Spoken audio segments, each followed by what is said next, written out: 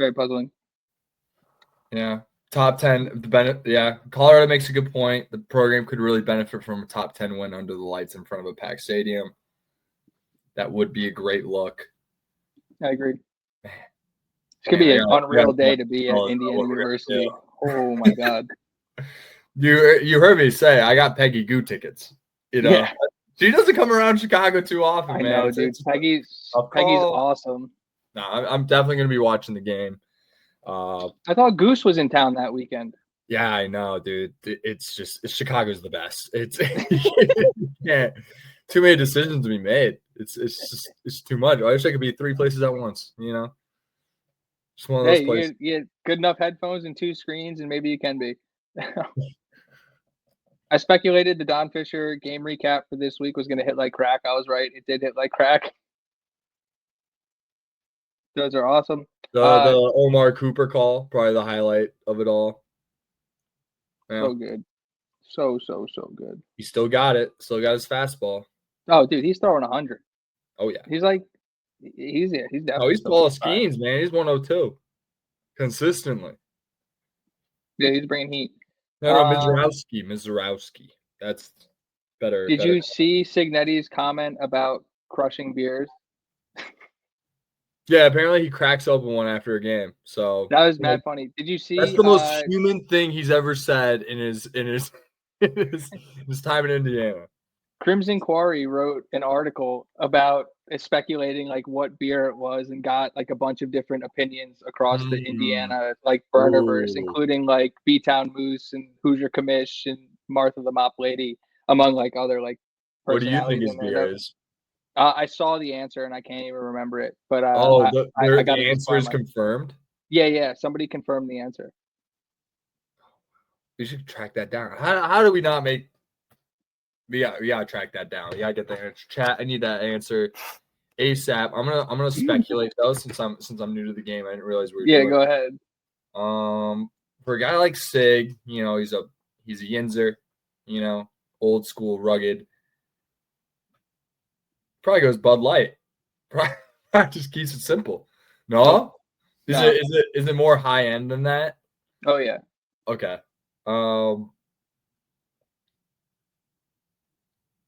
Is he an IPA man?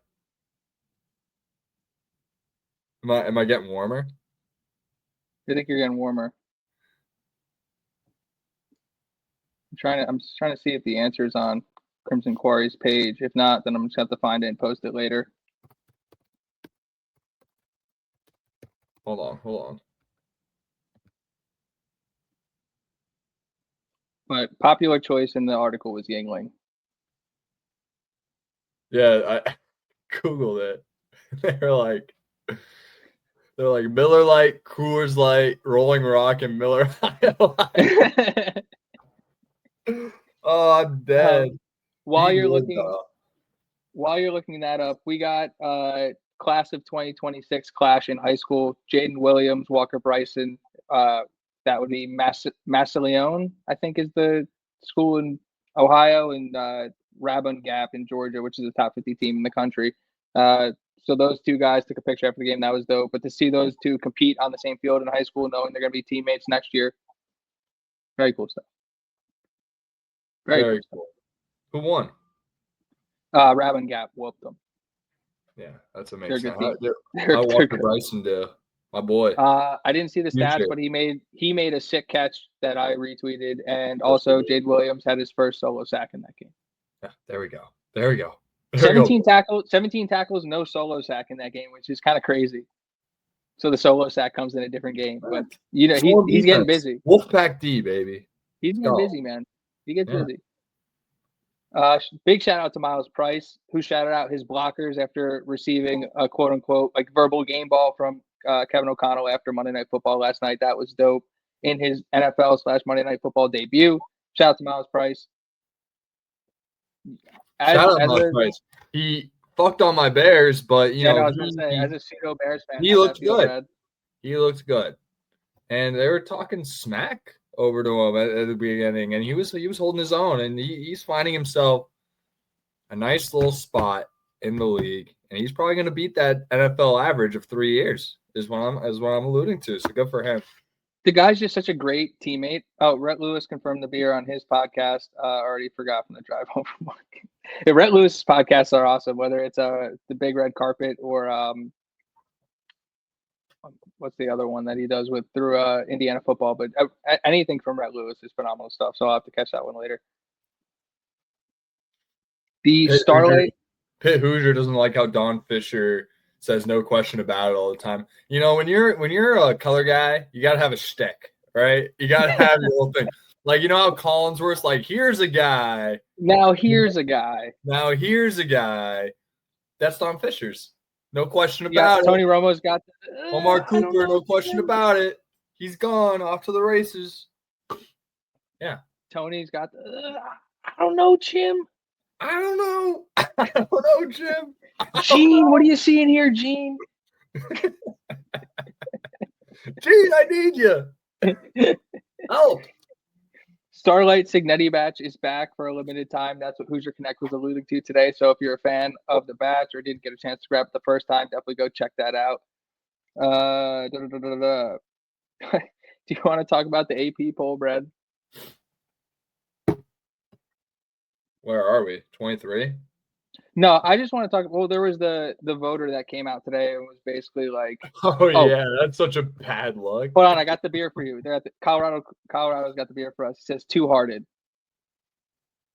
Never heard of it. All right, Sig, I see you. I see you. No, we got it was Bell's Two Hearted. That was from Shepard.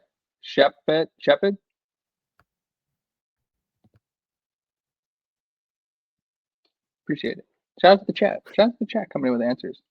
Yeah, Fat Boy says always on time. What's up? That's why I love my chat. I lean on my chat. My chat is important to me, and I love you guys. What was I looking at? Yeah, I mean, we could talk polls real quick. The fact that we're 19 in the coaches and 22 in the AP, that's what I call a significant disparity. I didn't want to talk about the specific rankings. I just wanted to talk about the fact that a lot of people jumped all over this voter who basically came out and said like she puts her votes in based on she feels like it's fun and they all like even out eventually and there's a bunch of voters. The point of the AP poll is to take a survey of the writers to figure out where perception-wise these teams land. Not so much writers, well-informed individuals. I think it's a better way. It's not even that. Like you look at who gets asked these questions or who has these who gets an AP vote, and somebody asked Josh Pate like, how do people get a vote? And he was like, wait till you see who has a Heisman vote. And it's just like you have to put into perspective like when I say these polls don't matter, they literally do not matter. They are not like educated rankings of these football teams. Like there's no possible way you can watch 130 Division I teams and rank them accordingly. It's just not possible. And so anybody who tries to tell you that this team is number 23 and that team's number 27 versus like 30, it's like we really just don't know, especially this early in the season. So the fact that everybody puts so much weight and so much stake into where somebody is in the AP poll, when everybody knows the AP poll is strictly for creating conversation and not to be relied on as like fact and as like the Bible. It's just like it puts into perspective. It's like these are the people voting on the poll. Like take that with a grain of salt. It was only 26 years ago we were using the same poll to determine national champions before we implemented the BCS. How crazy is that? No, people don't take it serious anymore. I mean, it was used in the BCS formula. Coaches pulling APs included. Absolutely insane. Absolutely insane. And I've seen people talk about how they lost their vote during that era because, you know, there is a great importance of being an informed voter on those things because it does directly impact the competitive nature of the sport. Doesn't anymore, which is great, but or you know, debatable if that's great or not. Honestly, I'm actually a big advocate of the BCS. I think there's a lot of good checks and balances that come with a system like that. But yeah, we just can't be having uninformed people just lolly-dolling, I'll just put, oh, Kansas State, they got a cute mascot. I'll put them 15. We can't be having that. All right. Well, I'll literally say, like, I opted out of the BOCFB poll because I don't watch enough other teams. Like, I literally watch Indiana football. Like, I would not be able to properly rank the other teams, so I literally removed myself from the vote. Like, it's not that hard. But if you just want to be involved and want to get your opinion out there, like, I don't know. It's just we shouldn't use that as fact.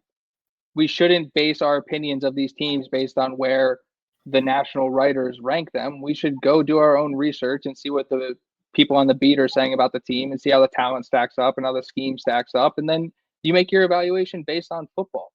But it's like to take the media's word drives me insane. I've always seen the AP poll, not even necessarily as a like ranking to say like this team's better than that team. It's more of like a merit-based, obviously that really doesn't come into play until November, a merit-based ranking that is based on not necessarily how good we think you are, but how well have you performed throughout the year, right? What does your schedule look like? Do you have quality wins? Are you beating all your teams on your schedule?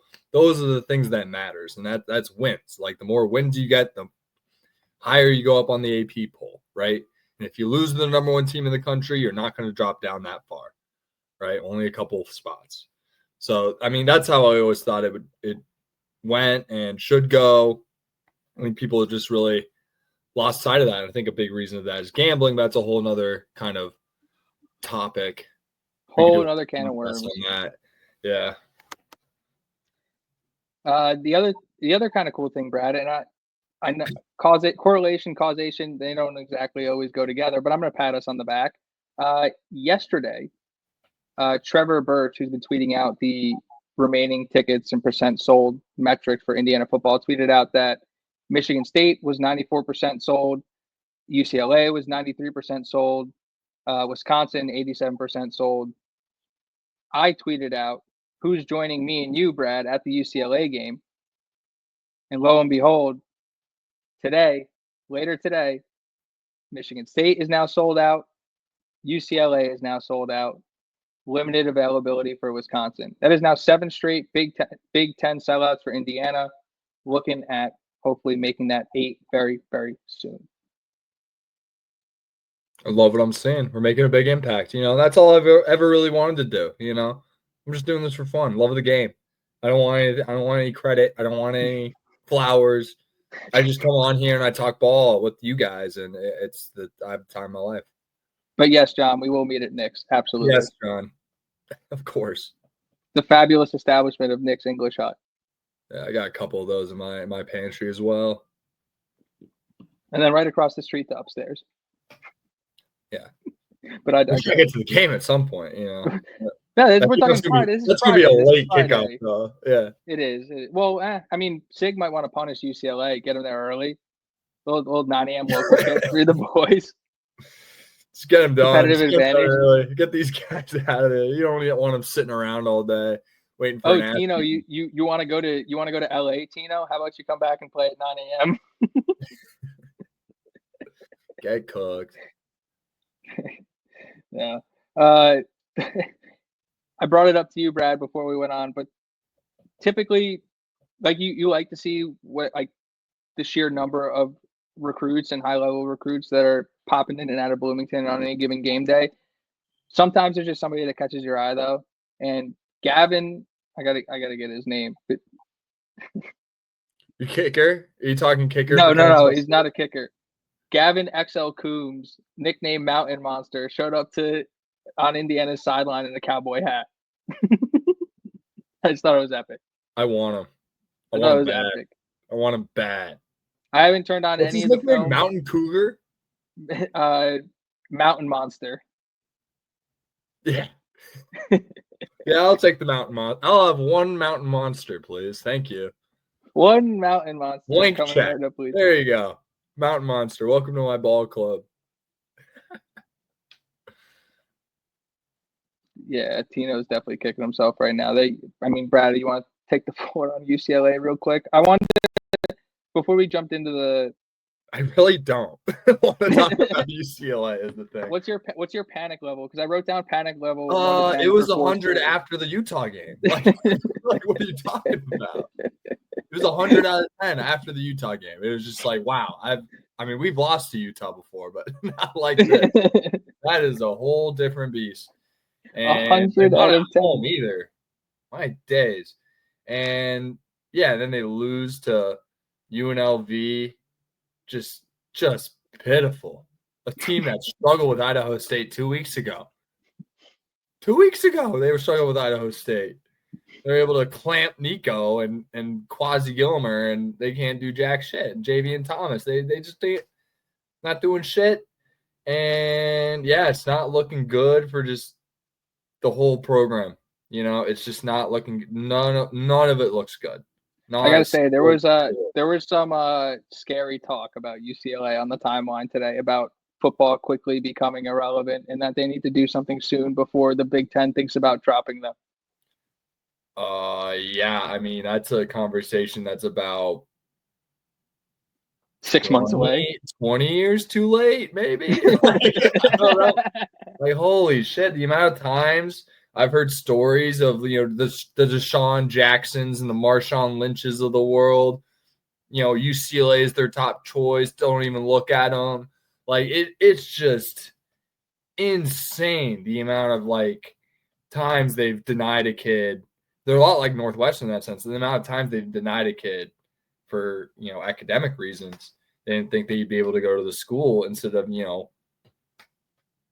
I guess that's where your priorities lie. And, you know, that's your choice, right? And that's why I'm full-blown Indiana in all facets of sports, because they just don't, besides basketball and men's soccer and men's volleyball, they really don't care at all. I guess like all the Olympic sports are pretty good over there still, but like football is just a disaster class. Do you want to give a quick shout to the Indiana men's soccer team, currently ranked number 1 in the coaches poll? Number 1. I maybe prematurely said they're in form, but because apparently in form means that they've played multiple games and they've won. But I was just calling it, master of the eye test. I was like, oh, they're in form now. I see it. No, informed just means you're like clicking at a high level, at least in my opinion. Lo and behold, yeah, no, they tied a Clemson team that was ranked 11 at the time. Go figure, Clemson's ranked 2 now. 1 and 2 already played each other, drew. And lo and behold, Indiana's on an absolute tear right now. They've beaten 3 ranked teams since that Clemson game. And they're – if you've ever followed IU men's soccer, you would know that they really don't get going until halfway through the year. So the fact that they're looking like this right now, I mean, that portal is really benefiting that ball club. That's all I'll say. There's a lot of talk around that. Cooking. There's a lot of talk around that team specifically because, like, we've seen, I think we saw 4 either like Final Four teams when we were in school. We saw 3 College Cup teams, 0 wins, but we went to 3 College Cups in our 4-year span, if I'm not mistaken. Might be 2, but 2 or 3. And lost in overtime. And like that Marshall game killed me. Oh my God. I thought that was it. I thought that was our year. Stanford was tough. Stanford was tough too. But that's always a tough matchup. I mean, Stanford's good. But then we get I'm looking at my chops at Marshall and we can't get it done. Oh, devastating. But there's a lot of chatter around this team specifically. While there have been a lot of really good Indiana soccer teams, that this team is really, really good. This team is really, really good. You see it. You see it with the 6 goals they score. Bangers.